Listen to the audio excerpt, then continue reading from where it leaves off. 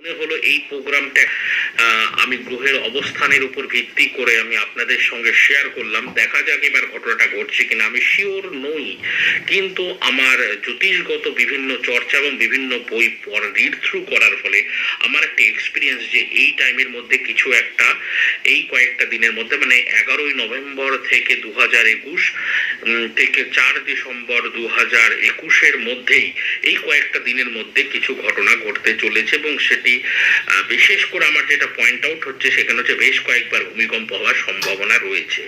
এখন